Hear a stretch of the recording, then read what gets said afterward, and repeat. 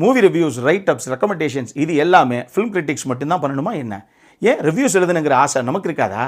Rico movie social app. இத்தனை லட்சம் படங்களில் எது நல்ல படம் அப்படின்னு தெரியாமல் எத்தனை மணி நேரம் ஓடிடியில் தேடி இருப்பீங்க. நம்மளே ஹைலி ரெக்கமெண்டட் அப்படின்னு ரெக்கமெண்ட் பண்ண படங்களை கூட 2-3 நாளில் பேரை மறந்துட்டு திருப்பி அந்த படத்துடைய பேரையே எத்தனை தடவை நீங்கள் தேடி இருப்பீங்க. அப்படி நீங்கள் பார்க்கணும் அப்படின்னு ஆசைப்படுற அந்த படத்துடைய கம்ப்ளீட் டீட்டெயில்ஸ், ரிவ்யூஸ், நம்மளை மாதிரி சினிமா லவ்வர்ஸுடைய ஒப்பீனியன்ஸ் எல்லாத்தையும் செக் பண்ணிவிட்டு அந்த படத்தை உங்களுடைய வாட்ச் லிஸ்ட்டில் ஆட் பண்ணிக்க. அந்த படத்தை பார்த்து முடித்த உடனே அந்த படத்தின் மீதான உங்களுடைய கருத்துக்களை வெறும் கமெண்ட்ஸில் விடாமல் உங்கள் ஸ்டைல்லையே ஒரு அழகான ரிவ்யூவாக எழுதி உங்களுடைய ஃபேமிலி அண்ட் ஃப்ரெண்ட்ஸுக்கு ஷேர் பண்ணி அந்த படத்தை ரெக்கமெண்ட் பண்ண, அங்கேயே மூவி போல்ஸ் போட, சீன் அனாலிசிஸ் எழுத, ஒரு சின்ன குரூப் கிரியேட் பண்ணி அதை பற்றி அங்கேயே நிறைய டிஸ்கஸ் பண்ண அப்படின்னு எல்லாத்துக்குமான ஒரே இடம் தான் இந்த ரீகோ. சினிமா காதலர்களுக்கான ஒரு பிரத்யேகமான ஆப் இது. இது ஒரு ஃப்ரீ ஆப் தான். ஆண்ட்ராய்டு அண்ட் iOS அப்படின்னு ரெண்டுலேயும் அவைலபிளாக இருக்குது. இந்த ஆப்புடைய லிங்கை நான் கீழே டிஸ்கிரிப்ஷனில் விடுறேன்.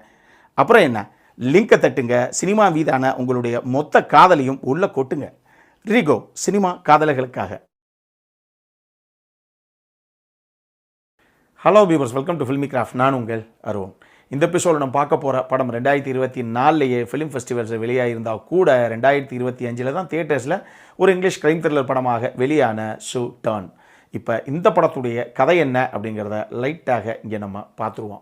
படத்தில் நம்ம கதாநாயகியுடைய பேர் பார்பரா. இவங்க பேசிக்காக ஒரு சீம்ஸ்ட்ரெஸ், ஒரு லேடி டெய்லர் மாதிரி அப்படி வச்சுக்கோங்களேன். இவங்க மட்டும் இல்லை, இவங்க அம்மாவும் அதே மாதிரி ஒரு நபர் தான்.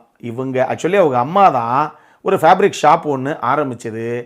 தனக்கு பின்னாடி தான் மக கண்டிப்பாக அதை எப்படியாவது மெயின்டைன் பண்ணி அடுத்த ஸ்டேஜுக்கு கொண்டு வரணும் அப்படின்னு அவங்க அம்மா ரொம்ப ஆசைப்பட்டாங்க. உண்மையாகவே இப்போ அவங்க அம்மா இல்லை, கதாநாயகி தான் அந்த ஃபேப்ரிக் ஷாப்பை பார்த்துக்கிறது. இருந்தாலும் அந்த கடையில் வர வருமானம் அப்படிங்கிறதெல்லாம் பெருசாக இவங்களுக்கு இல்லை. ஏதோ கைக்கு வாய்க்கு தான் சம்பாதிக்கிறது கரெக்டாக இருக்குது.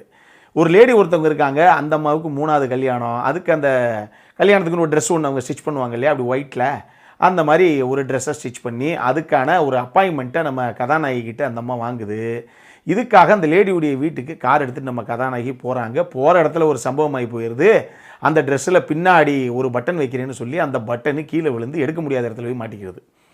இப்போ அந்த லேடி பயங்கர டென்ஷன் ஆகி போயிடுது. நானே கல்யாணத்துக்கு இல்லை சேர்ச்சுக்கு போகிறதுக்கு லேட்டாக உட்காந்துருக்கேன், இப்போ பட்டனை வேறு தொலைச்சிட்டியா நீயே அப்படின்னா, ஒன்றும் இல்லை மேடம், என் ஷாப்லேயே இன்னொரு பட்டன் ஸ்பேர் இருக்குது, நான் போய் எடுத்துகிட்டு வந்துடுறேன், கொஞ்சம் வெயிட் பண்ணுங்க அப்படின்னு சொல்லி கதாநாயகி கார் எடுத்துகிட்டு திருப்பி உங்கள் கடைக்கு வந்துக்கிட்டு இருக்காங்க.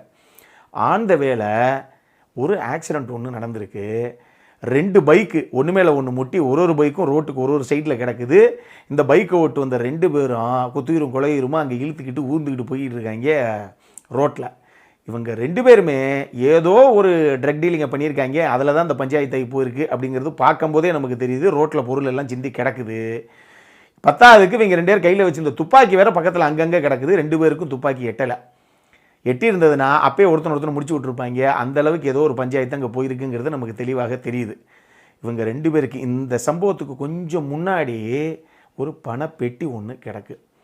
இப்போ கதாநாயகிக்கு என்ன பண்ணுறது அப்படிங்கிறது தெரியல. ஆனால் சரி விடுங்க, என்ன பண்ணிடுவாங்க அப்படின்னு நம்ம கதாநாயகி ஒரு சம்பவத்தை இறங்கி பண்ணலாம் அப்படின்னு அவங்க பண்ண அந்த சம்பவம் அவங்களுடைய வாழ்க்கையவே புரட்டி போட போகுது அப்படிங்கிறது அந்த மொமெண்ட் வரைக்கும் அவங்களுக்கு தெரியாது. இதுக்கப்புறம் இந்த கதையில் என்ன தான் நடந்தது, இதுதான் இந்த படத்துடைய மொத்த கதையே. இந்த படத்தை பொறுத்தளவுக்கு ஃப்ரெட்டி மெக்டொனால்ட் அப்படிங்கிற 2 பேரும் சேர்ந்து எழுதி ஃப்ரெட்டி மெக்டொனால்டு தான் இந்த படத்தை இயக்கியிருக்காப்புல. இந்த படம் பார்க்கும்போது எக்கச்சக்கமான உலகப் படங்கள் நமக்கு ஞாபகம் வந்தது. சோர்ஸ் கோடு மாதிரி, ரன் லோலா ரன், அந்த படம் மாதிரி நிறைய படங்கள் எனக்கு மைண்டில் வந்துட்டு போகத்தான் செஞ்சது. தமிழில் கூட ஒரு கண்ணியும் 3 களவாணிகளும்னு ஒரு படம் வந்தது. அந்த மாதிரி படங்கள்லாம் நமக்கு ஞாபகத்துக்கு வந்துட்டு போகத்தான் செஞ்சது. அதே கதைக்களத்தோட அந்த பேட்டர்னில் டெம்ப்ளேட்டில் ஒரு படம் தான் இது. என்ன ஒன்று, இந்த படத்தை பொறுத்தளவுக்கு கதாநாயகி நான் சொன்ன மாதிரி தையல் தெரிஞ்ச, இந்த துணி, நூல், ஊசி இதெல்லாம் டே டு டே லைஃப்பில் வந்து ஹேண்டில் பண்ணக்கூடிய ஒரு கதாபாத்திரம் அப்படிங்கிறனால அவங்க மாட்டிக்கிற ஒரு சுச்சுவேஷன்லையும் எப்படி இந்த விஷயங்களை வச்சு அவங்க தப்பிக்கிறதுக்கு ட்ரை பண்ணுறாங்க அப்படிங்கிற விஷயத்தை காட்சிப்படுத்தின விதம் தான் எனக்கு ரொம்ப பிடிச்சிருந்தது. அந்த தாட் ப்ராசஸே நல்லா இருந்தது. அந்த ஐடியாவை ரொம்ப சூப்பராகவே இந்த டீம் எக்ஸிக்யூட் பண்ணிச்சு அப்படின்னு தான் நான் சொல்லுவேன். படத்தில் முக்கியமான கதாபாத்திரங்கள் அப்படிங்கிறது ஒரு 2-3 கதாபாத்திரம் தான். ஒன்று ஈவ் கானலி, அவங்க தான் பார்பரா அப்படிங்கிற அந்த கதாநாயகியுடைய கதாபாத்திரத்தை ப்ளே பண்ண ஆர்டிஸ்ட்டு அட்டகாசமாக பண்ணியிருந்தாங்க அவங்க. இன்னொன்று கேலபூர்த்தி, அவர் அந்த ரோட்டில் விழுந்து கிடந்தாங்களே அதில் ஒரு நபராக வருவாப்பில். இது போக ஜான் லிஞ்ச், அவர் ஒரு முக்கியமான கதாபாத்திரம். அது யாருங்கிறது நீங்கள் படத்தை பார்த்தே தெரிஞ்சுக்கோங்க.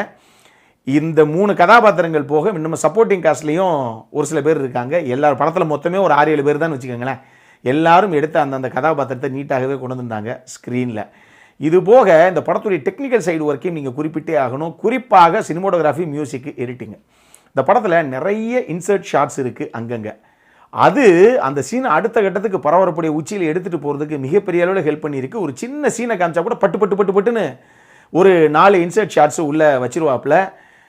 எடிட்டரான ஃப்ரெடி மெக்டொனால்ட், நம்ம டைரக்டர் தான் எடிட்டர், அது ரொம்ப நீட்டாகவே அவர் பண்ணியிருந்தார். ஆனால் நல்லா தெரிஞ்சுக்கோங்க, ஒரு சினிமோட்டோகிராஃபரு அந்த மாதிரி ஒரு ஷாட்ஸை அவர் அந்த மாதிரி ஒரு ஷாட்டை அவர் கன்சீவ் பண்ணியிருந்தா தான் எடிட்டிங் டேபிளில் அதை தூக்கி வைக்கலாம் முடியும்.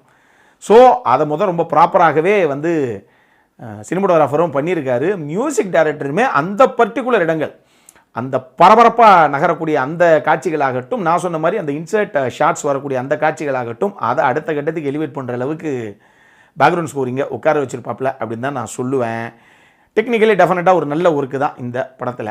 என்ன ஒன்று, இந்த படத்தில் கிட்டத்தட்ட ஒரு 2-3 லேயர் இருக்கும். இதில் இந்த 3வது லேயரை ஒன்று கொஞ்சம் கிறிஸ்பாக இவங்க கட் பண்ணி வச்சுருந்துருக்கலாம். இல்லை அப்படின்னா அதுக்குள்ளே இன்னும் திரைக்கதையாக ரைட்டிங்கில் இன்னும் சுவாரஸ்யப்படுத்தியிருக்கலாம் அப்படிங்கிற மாதிரி தான் எனக்கு தோணுச்சு. ஏன்னா நிச்சயமாக அந்த படம் பார்க்கும்போது 1-2 பட்டுன்னு பஞ்சாக பறந்துடும். 3வது லேயரே கொஞ்சம் இழுக்கிறாங்களோ அப்படிங்கிற ஃபீல் நிச்சயமாக நமக்கு வரும். அதனால் நான் உங்களுக்கு சொல்கிறேன். அடல் கானடை பொறுத்தளவுக்கு இதில் ஒரு சில விஷயங்கள் இருக்குது. பட் எனக்கு தெரிஞ்சு நீங்கள் பார்க்கலாம் ஃபேமிலியோட, அந்த மாதிரி பெருசாக எதுவும் கிடையாது. ஸோ பார்க்கலாம் அப்படிங்கிறவங்க பாருங்கள். என்கிட்ட கேட்டிங்க அப்படின்னா பெரிய எதிர்பார்ப்போட வேணாம். ஆனால் இந்த படம் ஒரு வித்தியாசமான அனுபவத்தை கொடுக்கக்கூடிய ஒரு படம் இது. நான் தான் ஏற்கனவே 2 படம் சொல்லிட்டேன். ரன் லோலா ரன்லாம் பார்த்து உங்களுக்கு தெரியும் எந்த மாதிரி ஒரு பரபரப்பான படம், கிட்டத்தட்ட அந்த மாதிரி ஒரு ஃபார்மெட்டில் ஒரு படம் தான். என்ன அந்த படத்தில் ஹீரோயின் ஓன்னமணியமாகவே இருக்கும், அதான் மேட்ரு. அதுவே பாதி பரபரப்பை கொண்டு வந்துடும் அந்த படத்தில். இந்த படத்தில் ஓடுற கதையெல்லாம் கிடையாது. பட் ஒரு இடத்துல மாட்டிக்கிறது, அங்கேருந்து எப்படி தப்பிக்கிறாங்க, அடுத்து எங்கே கதைக்களம் நகர்வு இருக்குது அப்படிங்கிற மாதிரி தான் இதில் திரைக்கதை சித்தரிக்கப்பட்டிருக்கு. இந்த படமே நம்ம சைடில் இருந்து ஒரு ஹைலி ரெக்கமெண்டட் படம் தான். நம்ம எப்பயுமே ஹைலி ரெக்கமெண்டட்னா பார்த்தே தீரணுங்க. அதெல்லாம் இந்த மாதிரி வேற மாதிரி சம்பவம், இப்படி படம்லாம் நீங்கள் உலகத்தில் எங்கேயும் பார்க்க முடியாது அப்படிங்கிறதுக்கு ஒப்பம் இல்லையா ஹைலி ரெக்கமெண்டடு. இது அந்த ஹைலி ரெக்கமெண்டட் கிடையாது. டெஃபினட்டாக டிஃப்ரெண்ட்டான, கம்ப்ளீட்லி டிஃப்ரெண்ட் ஒரு ப்ரிமிஸ் தான் இது. அதுக்காகவே இந்த படம் பார்க்கலாம். நிச்சயமாக உங்களுக்கு வித்தியாசமான ஒரு அனுபவத்தை கொடுக்கக்கூடிய படம் இது. நம்மளுடைய வேவ்லெந்த் ரசிகர்லாம் டெஃபினட்டாக ட்ரை பண்ணுங்கள். அதனால் எல்லாரும் இந்த மாதிரி அட்டம்ப்டை பார்க்கணுங்கிறதுக்காக அது ஹைலி ரெக்கமெண்டட் அப்படின்னு நான் சொல்கிறேன். போய் பார்க்கணும் அப்படிங்கிறவங்க சட்டு புட்டுன்னு பாருங்கள். இதே மாதிரி இன்னொரு வீடியோவோட அடுத்த முறை உங்களை சந்திக்கிற வரைக்கும் இட்ஸ் அருண் சைனிங் ஆஃப்.